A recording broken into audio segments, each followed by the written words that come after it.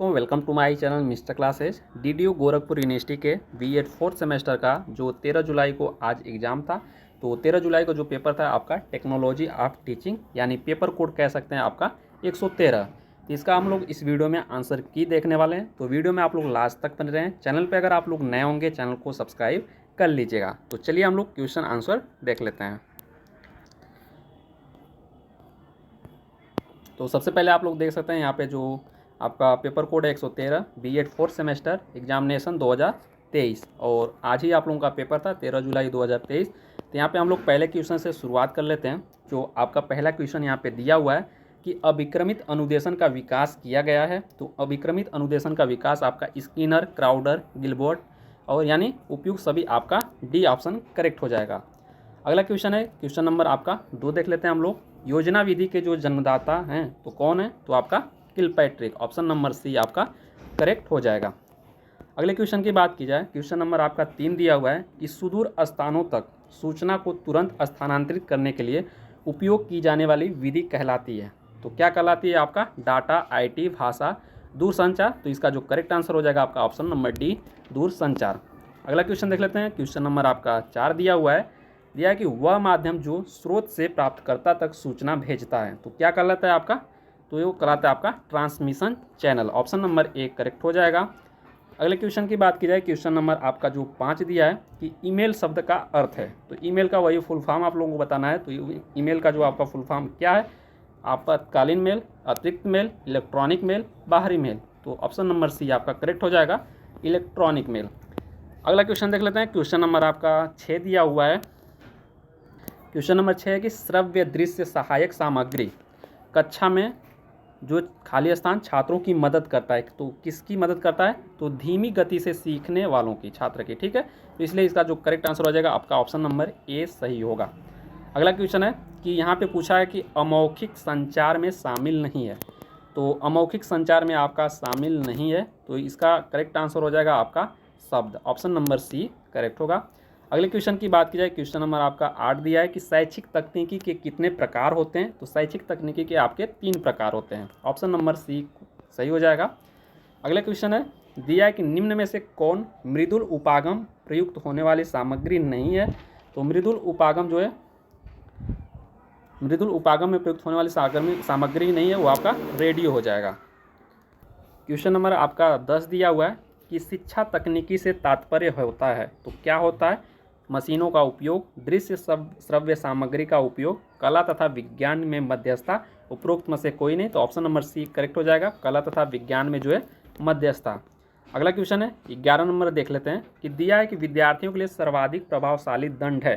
तो अर्थदंड आपका फाइन हो गया, अतिरिक्त कार्य, सुविधा को हटा लेना, निलंबन। तो इसका जो करेक्ट आंसर हो जाएगा ऑप्शन नंबर सी, सुविधाओं को हटा लेना।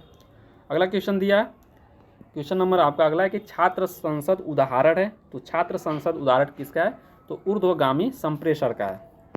अगला क्वेश्चन नंबर आपका 13 देख लेते हैं कि शिक्षण प्रतिमान अग्रवर्ती संगठन विकसित किया गया। तो किसके द्वारा, स्किनर, आशुबेल, ब्रूनर, रिचर्ड, सचमय। तो किसके द्वारा, आपका आशुबेल के द्वारा। अगला क्वेश्चन है 14 नंबर कि शैक्षिक प्रविधि में आधुनिकतम बल दिया जाता है। तो किसका दिया जाता है, आपका प्रविधियों के अनुकूलन पर।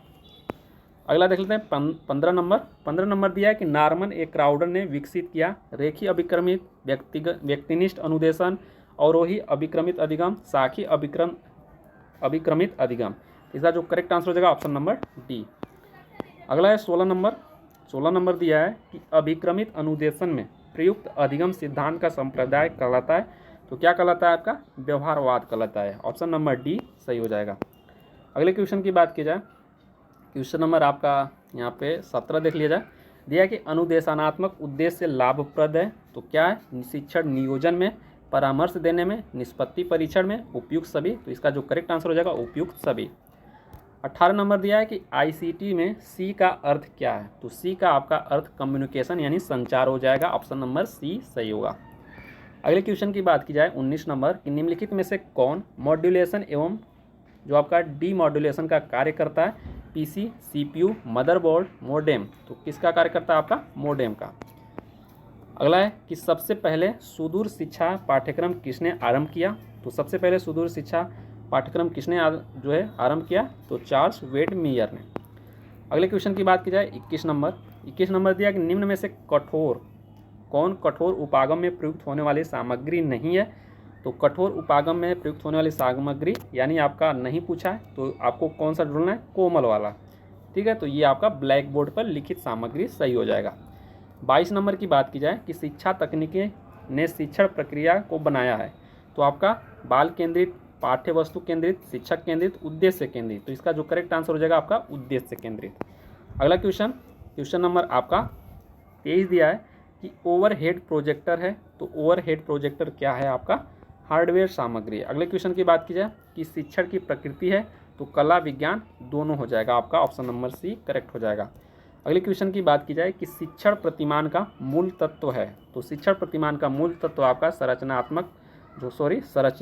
लक्ष्य, सामाजिक प्रणाली, तो आपका उपयोग सभी आपका करेक्ट आंसर हो जाएगा। क्वेश्चन नंबर आपका अगला दिया है 26 नंबर कि बुनियादी शिक्षण प्रतिमान का विकास किसने किया? तो रॉबर्ट ग्लेसर ने किया। ठीक है, अगले क्वेश्चन की बात की जाए 27 नंबर कि शिक्षण सहायक सामग्री का मुख्य प्रकार है, तो शिक्षण सहायक सामग्री का जो मुख्य प्रकार आपका श्रव्य सामग्री भी सही होगा, दृश्य भी होगा, आपका दृश्य श्रव्य सामग्री यानी उपयुक्त सभी आपका जो है करेक्ट आंसर हो जाएगा।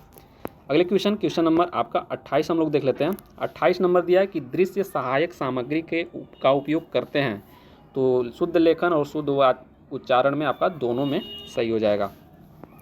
अगले क्वेश्चन 29 नंबर की बात की जाए कि निम्नलिखित में से कौन सा दूरदर्शन का शैक्षणिक टेलीविज़न चैनल है?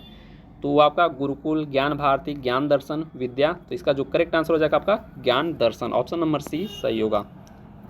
अगला क्वेश्चन दिया है, क्वेश्चन नंबर आपका 30 दिया है कि इंदिरा गांधी जो मुक्त विश्वविद्यालय अस्तित्व में आया था, तो कब आया था? 1985 में। अगले क्वेश्चन की बात की जाए 31 नंबर कि संचार की सामग्री कहलाती है, तो संचार की सामग्री आपका क्या कहलाती है? संदेश, ऑप्शन नंबर बी करेक्ट हो जाएगा।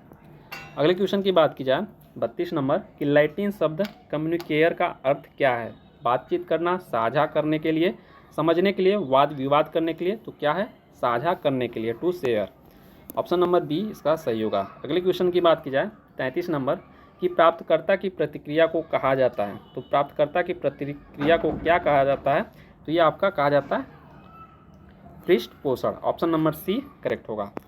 अगले क्वेश्चन 34 नंबर की बात की जाए, दिया है कि व्यक्तिगत उपस्थिति किस प्रकार के संचार का उदाहरण है? तो व्यक्तिगत उपस्थिति किस प्रकार के संचार का उदाहरण होगा? तो ये आपका लिखित होना चाहिए। ठीक है, तो ये आपका लिखित हो जाएगा, ऑप्शन नंबर बी। और अगले क्वेश्चन की बात की जाए 35 नंबर की समस्या समाधान विधि है, बाल केंद्रित है, शिक्षक केंद्रित है, परंपरागत जो विधि है, उपयुक्त सभी, तो ये आपका उपयुक्त सभी आपका ऑप्शन नंबर डी करेक्ट होगा। अगले क्वेश्चन की बात की जाए